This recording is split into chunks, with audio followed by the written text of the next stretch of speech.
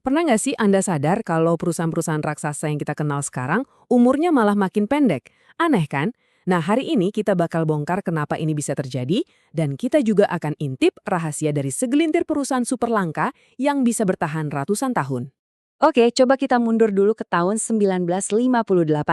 Di masa itu, rata-rata umur sebuah perusahaan yang terdaftar di S&P 500 itu bisa mencapai 61 tahun. Bayangin, sebuah bisnis bisa dibangun dan jadi warisan untuk anak cucu. Keren banget. Sekarang, coba kita lihat hari ini. Angka itu terjun bebas, jadi kurang dari 18 tahun. Betul? Ada nggak salah dengar? Umur perusahaan-perusahaan besar sekarang bahkan lebih pendek dari cicilan mobil. Ini kan jadi pertanyaan besar ya, sebenarnya apa sih yang berubah?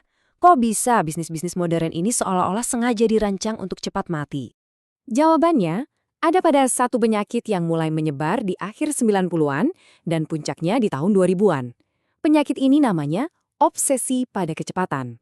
Nah, kutipan terkenal dari Mark Zuckerberg ini, Move Fast and Break Things, seolah jadi kitab suci baru di dunia bisnis.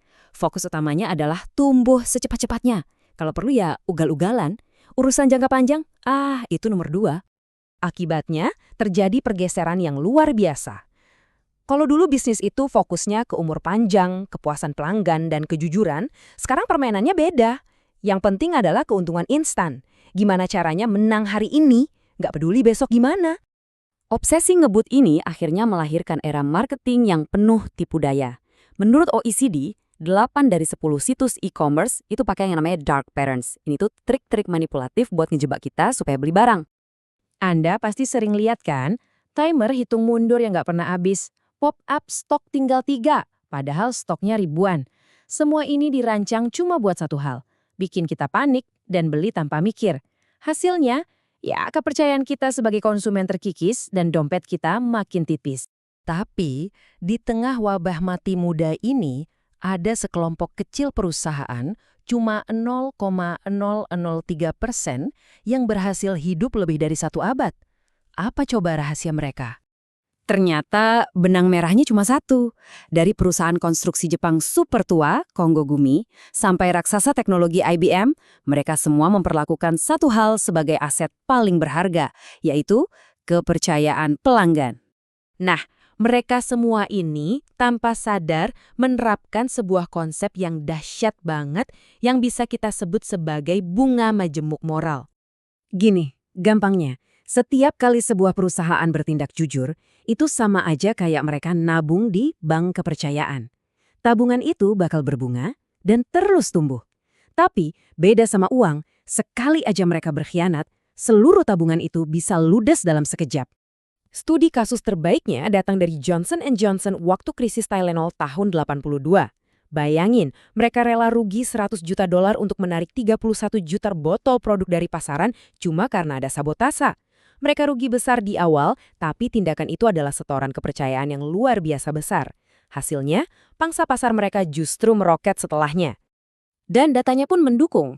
Berbagai studi nunjukin kalau perusahaan yang punya tingkat kepercayaan tinggi, kinerjanya bisa 186% lebih baik dibanding kompetitornya yang, kurang bisa dipercaya.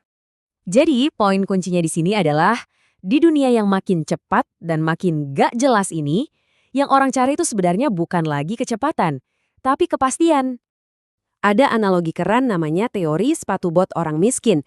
Intinya gini, orang miskin beli sepatu murah seharga $10 yang rusak tiap tahun. Dalam 10 tahun dia habis $100. Orang kaya beli sepatu bagus seharga $50 yang awet 10 tahun. Siapa yang lebih hemat? Yup, membayar lebih untuk kualitas di awal justru bikin kita lebih kaya di akhir. Dan konsumen itu bersedia loh bayar untuk kepastian ini.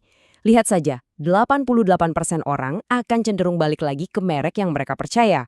Bahkan, 62% rela belanja di situ terus, walaupun harganya mungkin sedikit lebih mahal. Jadi, kesimpulan utamanya jelas banget nih. Merek-merek yang bisa bertahan lama itu bukanlah yang paling cepat atau paling heboh promosinya, tapi mereka yang paling bisa kita andalkan. Merek seperti Toyota atau IKEA misalnya. Jadi, lain kali Anda mau membeli sesuatu, coba deh tanyain ke diri sendiri. Mana yang paling bisa diandalkan? Bukan cuma mana yang paling murah. Karena di dunia yang serba nggak pasti ini, kepastian itu adalah sebuah kemewahan. Dan itulah yang bikin kita benar-benar kaya dalam jangka panjang.